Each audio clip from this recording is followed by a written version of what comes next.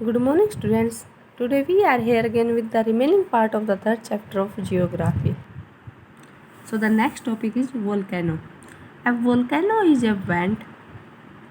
Vent means opening in the earth's crust through which molten material erupts suddenly. A volcano is an important internal force which bring changes on the surface of the earth. The different material erupted by volcanoes accumulate and form volcanic mountains.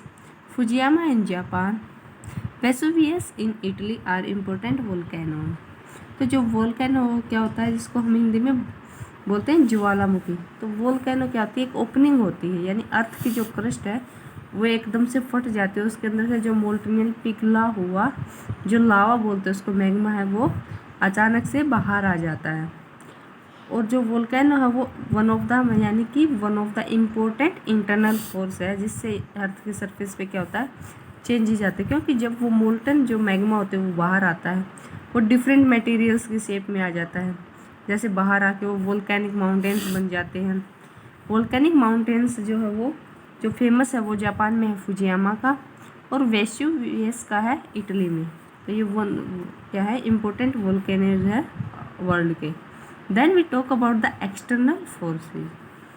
The landscape is being continuously worn away by two processes, weathering and erosion. Weathering is the breaking up of the rocks on the earth's surface due to change in the weather. Erosion is the wearing away of the landscape by different agents like water, wind, ice, waves. This process of erosion and this deposition create different landforms on the earth surface. तो external forces में क्या आते हैं, हमारे two types के forces आते हैं, एक होता है वेदरिंग और इरोजन। एक्सटर्नल फोर्सेस होते हैं जब बाहरी फोर्सेस से जो हमारी लैंडस्केप है यानी जो ऊपरी सतह है हमारा सरफेस है वो वोन अवे यानी कि फटता है वो। तो उसके दो तरीके, एक होता है वेदरिंग और एक होता है इरोजन। वेदरिंग में क्या होता है कि जब हमारी रॉक्स जो होती है, चट्टानें जिनको बोलते हैं अर्थ के सरफेस पे, वो क्या होती है, ब्रेकिंग ऑफ द रॉक्स, वो टूट जाती हैं। और वो क्यों टूटती है, वेदर्स के चेंजेस की वजह से। तो जब हमारे वेदर यानी कि हमारा जो मौसम है, क्लाइमेट है, उसमें चेंज आने से जब रॉक्स होते हैं जो अर्थ पे वो ब्रेकिंग अप यानी टूट जाती हैं, तो उस प्रोसेस को हम बोलते हैं वेदरिंग। और इरोजन होता है कि जब पानी, हवा, बर्फ़ या फिर बहुत ज़्यादा ये होते हैं हमारे वोल्केनो होते हैं जिसको हम बोलते हैं, जैसे सुनामी आ जाती है, जब बहुत ज़्यादा तूफ़ान आ जाता है, चक्रवात आते हैं, तो उससे क्या होता है कि हमारी जो अर्थ की जो सरफेस होती है वो एक जगह से दूसरी जगह पे फिसल जाती है, चली जाती है, उसको हम बोलते हैं इरोजन। तो जो ये प्रोसेस होती है इरोजन की और डिपोजिशन की, इससे क्या होता है जो अर्थ की सरफेस है उसके लैंडफॉर्म्स में बहुत ज़्यादा चेंज आ जाता है और वो एक डिफरेंट टाइप के बन जाते हैं। Then work of river. The work of a river running water is divided into 3 stages: erosion, transportation and deposition. When the river tumbles at steep angle over very hard rock or down a steep valley side, it forms waterfalls. It erodes the rocks and transports the eroded material down the slope. The main work of river in mountain stage upper course is erosion and transportation. As river enters the plains, it twists and turns, forming large bands known as meanders. In this stage, plain stage or middle course, due to continuous erosion and deposition along the sides of the meander, the ends of the meander loop come closer and closer. In due course of time, the meander loop cut off from the river and form a lake called an oxbow lake. At times the river overflow its banks. This lead to the flooding of the neighboring areas. In these areas, the layer of fine soils are deposited and flood plains are formed. These flood plains are very fertile and river banks are raised by these deposits. They are called levees. इसमें बताया जाता है कि extra forces में जो river होती है उसका क्या रोल होता है। तो जो रिवर यानी कि जो हमारा रनिंग वाटर होता है उसको हम उसके वर्क को हम 3 stages में डिवाइड करते हैं: इरोजन, ट्रांसपोर्टेशन एंड डिपोजिशन। तो क्या कहा जाता है कि जब कोई रिवर, जैसे इस पिक्चर में दिखाया गया है, किसी रॉक के ऊपर से ऐसे जो है बहती है और अचानक से फिर ये नीचे ऐसे एक स्टीप एंगल यानी कि पूरा एंगल बना के गिरती है, तो इसको हम बोलते हैं वाटरफॉल। और इसके साथ क्या होता है कि जो ये रॉक्स है इसके छोटे छोटे टुकड़े जिस पानी के साथ ही टूटते रहते हैं और नीचे डिपॉजिट होते रहते हैं, तो इसको हम बोलते हैं अपर कोर्स माउंटेन स्टेज रिवर की। और इसमें क्या होता है, जो मेन होता है इसमें होता है इरोजन यानी कि इनका टूटना, और ट्रांसपोर्टेशन यानी इनको ट्रांसपोर्ट करना। इस दो प्रोसेस को हम बोलते हैं अपर कोर्स। फिर हम बात करते हैं आगे। तो जैसे ही वो रिवर प्लेन्स में एंटर करती है यानी कि प्लेन एरिया में बहती है, तो उसके साथ इसके क्या होते हैं, ट्विस्ट होते हैं। ये ऐसे, जैसे इस पिक्चर में दिखाया गया है, ये ऐसे फ्लो करती है ट्विस्ट के साथ। तो क्या कहते हैं, ऐसे जब ये बैंड करती है तो जो ये एरिया होता है साइड में, इसको हम बोलते हैं मींडर्स। तो ये प्लेन के जो मिडिल कोर्स में इस एरिया होता है इसको हम मींडर्स बोलते हैं। तो ऐसे करते करते कई बार क्या होती है कि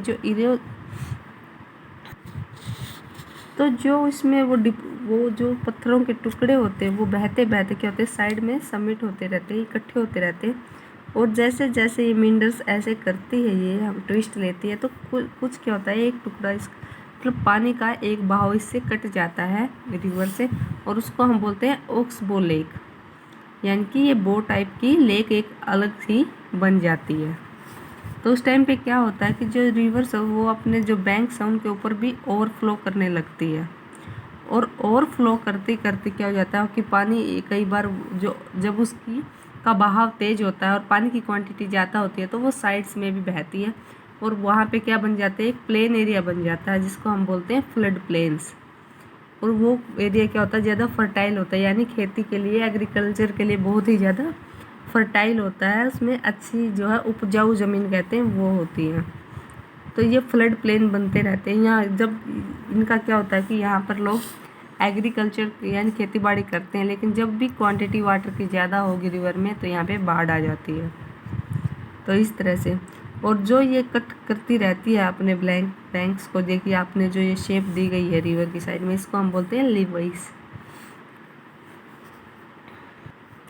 As the river approaches the sea, its speed becomes very slow and the river begins to divide itself into various channels called distributaries.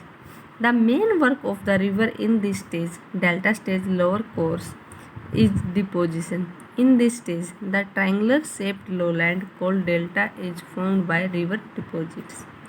तो देखिए फिर क्या होता है कि जब जो रिवर है वो सी तक पहुंचती है तो उसकी स्पीड क्या हो जाती है, कम हो जाती है, और वो खुद ही अनेक भागों में जो है डिवाइड हो जाती है, और उसको हम बोलते हैं distributaries.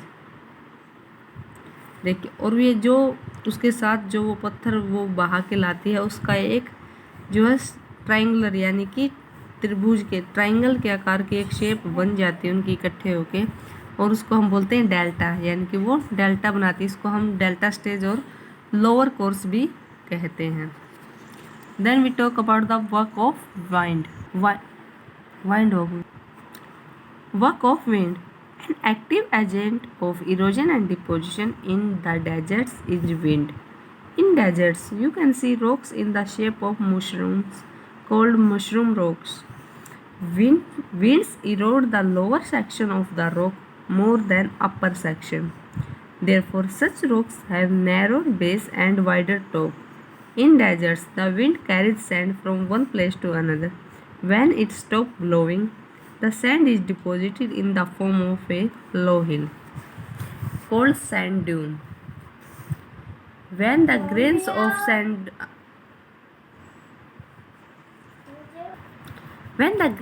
sand are very fine and light, they are carried over long distance and deposited in large areas. It is called loess. The large deposits of loess are found in China. तो जो हमारा desert area होता है उसमें जो main external force होता है वो होता है विंड। तो विंड ही क्या करती है, विंड ही इरोजन और डिपोजिशन का काम करती है डेजर्ट एरिया में। तो आपने देखा होगा जो डेजर्ट एरिया होता है उसमें रॉक्स जो होती है वो मशरूम टाइप्स की होती है, यानी मशरूम के शेप की होती है, नीचे से नीचे से जो होता है उनका बेस जो होता है वो नैरो होता है, यानी कि छोटा होता है, और जो अपर होता है, टॉप होता है, वो वाइडर यानी चौड़ा होता है। तो उसको हम मशरूम शेप होती है, जिससे हम उनको क्या बोलते हैं, मशरूम रॉक्स। तो जो विंड्स है वो क्या करती है, जो रॉक का लोअर सेक्शन होता है ना, उसको अपने साथ उड़ा ले जाती है, और जो जिसकी वजह से जो उसका बेस होता है वो नैरो होता जाता है।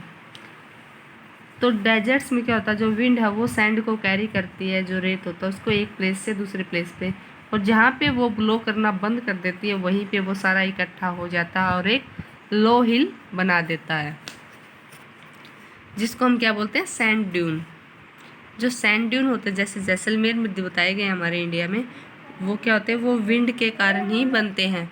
तो क्या होता है, जब ये जो सैंड होता है ये बहुत ही फाइन यानी कि बहुत ही छोटा और मुलायम सा होता है, लाइट होता है, हल्का होता है, तो ये ज़्यादा दूर तक चला जाता है हवा के साथ, यानी कि लॉन्ग डिस्टेंस को कवर कर देता है विंड्स के हेल्प से, और फिर वहाँ पे जो है एक लार्ज एरिया में डिपॉजिट हो जाता है, जिसको हम बोलते हैं लॉइस।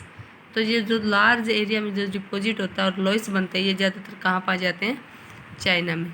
So students, the remaining part of this chapter we will discuss in our next video. Thank you and have a nice day.